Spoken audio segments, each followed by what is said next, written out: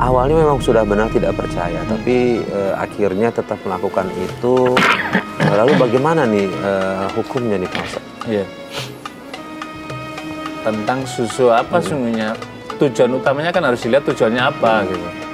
Kalau supaya misalkan nanti supaya apa ya, istilahnya aura kita itu supaya nampak, kemudian kalau dibuat bisnis orang melihat kita tertarik, sesungguhnya bukan di situ letak orang tertarik atau tidak, tetapi kan kita itu sesungguhnya punya inner power. Kalau dalam psikologi itu kan inner power, kekuatan dari inti kita. Apa kekuatan dari inti kita? Itu adalah pesona tampilan kita.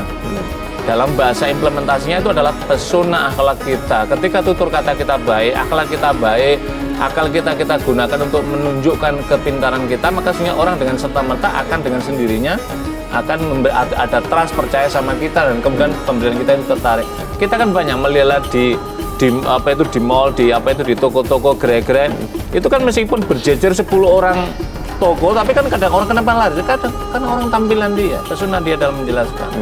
Lah apa hukumnya? Orang kemudian memasang-pasang susu tapi dengan tujuan tadi tentu tidak dibolehkan itu.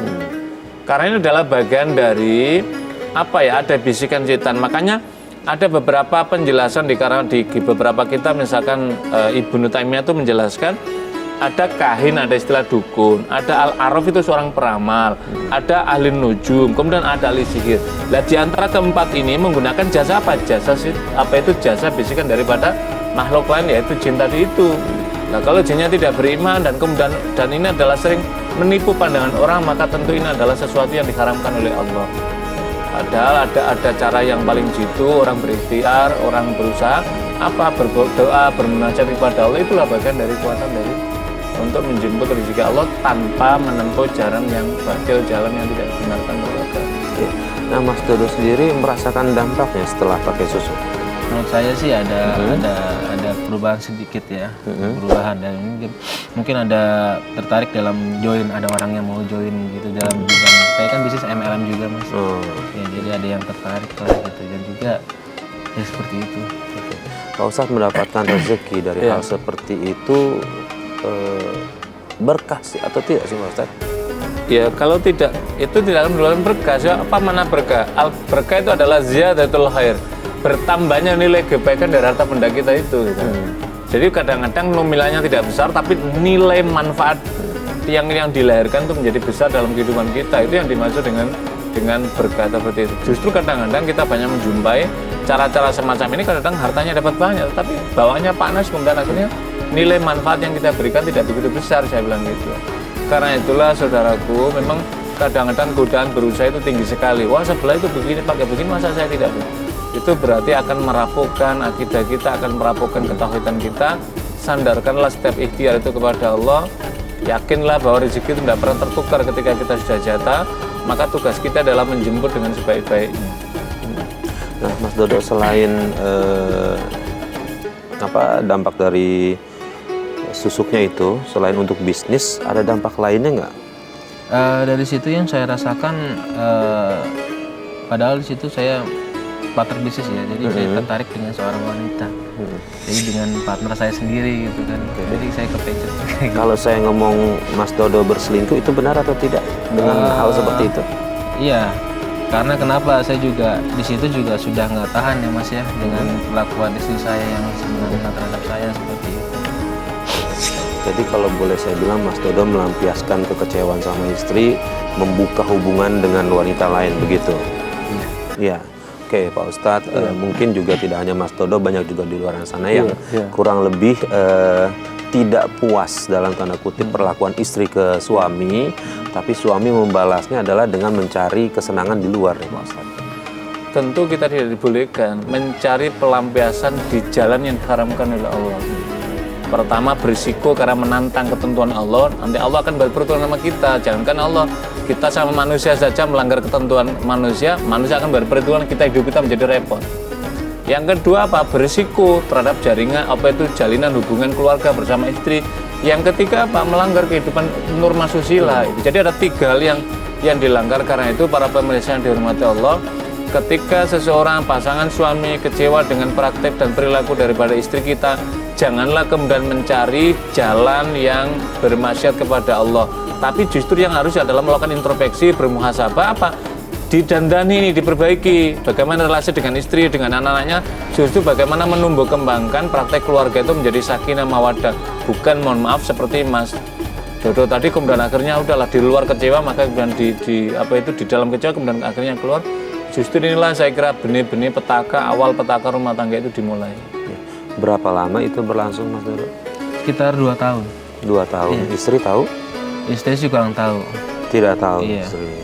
Ya sampai juga kemudian di situ juga di apartemen juga pada saat saya ketemu dengan selingkuhan juga, saya juga pas banget perbatasan dengan istri, jadi kepergok dengan istri, jadi saya mungkin kecium juga kali ya, bangkai juga tercium juga ya, jadi ya saya berpapasan dan juga sempat terjadi pertengkaran dengan istri saya pada saat di apartemen tersebut. Oh, jadi ini kelakuan kamu di belakang aku. Kamu bilangnya jualan, ternyata kamu asik mesra-mesraan sama perempuan ini. Kamu ngapain di sini? Kamu jangan ngomong sembarangan ya. Ini tuh rekan bisnis aku. Rekan bisnis? Rekan bisnis ecek-ecek kamu? Iya. Udah ketahuan, udah kena basah kayak gini. Masih aja kamu bisa bohong sama aku. Mbak, tolong dong Mbak, jangan teriak-teriak di sini. Apa? Kenapa? Kamu malu? Kamu malu diliatin orang kalau kamu tuh pelakor, iya? Udah cukup. Udah. Oke, iya. Aku ngaku. Dia pacar aku. Bagus. Bagus kalau kamu emang ngakuin ini semua. Sekarang mendingan kita pisah, Mas. Kita cerai. Nah, setelah ketahuan seperti itu, bagaimana kehidupan Mas Dodo dengan istri kemudian? Ya saya di sini juga ingin tujuan saya sih ingin mencarikan istri saya, Mas. Tujuan saya ingin mencarikan istri saya karena ya mungkin satu perkataannya dia, sikapnya dia, terus kemudian saya tidak dihargai sekali seperti seorang pria seperti itu. Saya ingin bercerai dengan dia gitu. Pak Ustadz, ini keinginan Mas Dodo ingin bertanya ke Pak Ustadz. Dia berniat untuk menceraikan istrinya karena tidak suka dengan perlakuan istrinya. Iya. Yang pertama saya ingin menasihatkan begini Mas Dodo, sebisa mungkin orang berumah tangga itu mengingat masa ikrar pertama. Apa janjinya? Janji setia di hadapan Allah disaksikan melalui para orang yang hadir, itu adalah simbol itu sebenarnya, sakit sakral. Yang kedua, orang menikah itu tujuannya beribadah. Yang ketiga, menikah itu tidak adalah kecuali menghadap ridha Allah. Lah tadi ada Mas Dodo kenapa tidak mau mengoreksi diri sendiri? Ya istri mungkin dengan ucapan tadi karena Mas Dodo berselingkuh tadi. Sehingga muncul istri akhirnya setelah tidak percaya pada, jangan menuntut istri kita itu percaya sama kita, tapi perilaku kita tidak menunjukkan istri kita memunculkan kepercayaan pada kita gitu loh. Jadi kita memperbaiki diri. Yang kedua, yang berikutnya, apa yang Mas Dodo lakukan dengan perselingkuhan, itulah awal petaka. Tadi kan saya bilang awal petaka rumah tangga. Yang berikutnya sebisa mungkin harus kita ingat Mas Dodo punya anak. Jadi anak inilah para pemirsa bagi seorang suami, para orang tua, inilah investasi harta benda termahal, tidak ada yang lainnya. Orang boleh punya harta melimpah ruah tapi harta itu bisa hilang. Tapi anak inilah yang akan menjadi pemasok ketika kita, bahkan ketika manusia sudah tiada, inilah yang akan menjadi pundi-pundi yang mendoakan pada kita. Yang ketiga, berterima kasihlah kepada para istri. Istri inilah bayangkan pekerjaannya siang malam ketika kita berada di luar, maka jangan mudah kemudian menyalahkan istri, tapi menurut saya adalah sebaiknya saling mendekat, berintrospeksi, didandani. Jadi Mas Dodo kalau saran saya, cobalah diperbaiki dulu, mudah-mudahan Allah memberikan hidayah masing-masing, dan kemudian nanti pada akhirnya Allah akan menyatukan rumah tangga ini dan anak-anak bisa menikmati bersama keluarga. Yakinlah jalan perpisahan itu bukan yang terbaik. Kata Nabi, abghadul halal indallahi at-talaq. Perkara urusan yang halal tapi amat aku benci, kata Allah, dialah adalah at-talaq, perceraian. Dan ingat, setiap perceraian itu adalah akan mengguncang arus Allah. Itu maknanya apa? Allah murka sesungguhnya, artinya Allah tidak menghendaki itu, tetapi jalan persatuan itulah. Jadi kalau saran saya, jalan, kecuali kalau ini sudah ditempuh berkali-kali nggak bisa, barulah bertawakal kepada Allah, mungkin jalan yang terakhir tadi itu baru dilakukan. Ya, nah Mas Dodo, pertanyaan adalah Mas Dodo berniat untuk menceraikan istri, kemudian ingin menikahi selingkuhan. Iya, betul. Dan itu terjadi atau tidak? Itu tidak terjadi karena mungkin saya pribadi, saya berselingkuh malah diselingkuhi lagi mas, seperti itu dengan selingkuhan saya. Maksudnya selingkuhannya Mas Dodo pacaran lagi sama orang lain Pacaran gitu? lagi, dia sudah kepergok sama saya juga melalui saya pada video call sama dia seperti ini. Nah, yang jadi pertanyaan lagi sebenarnya Mas Dodo sekarang sudah bercerai resmi atau tidak dengan istri? Sudah bercerai resmi. Iya. Oke. Kemudian apa nih yang Mas Dodo harapkan ke depan? Saya harapkan sih pertama juga saya nggak tahu juga ya apakah tubuh saya masih ada namanya susuk yang pertama. Terus kemudian mungkin ada solusi mungkin dari Pak Ustadz atau seperti apa yang saya harus bisa jalankan.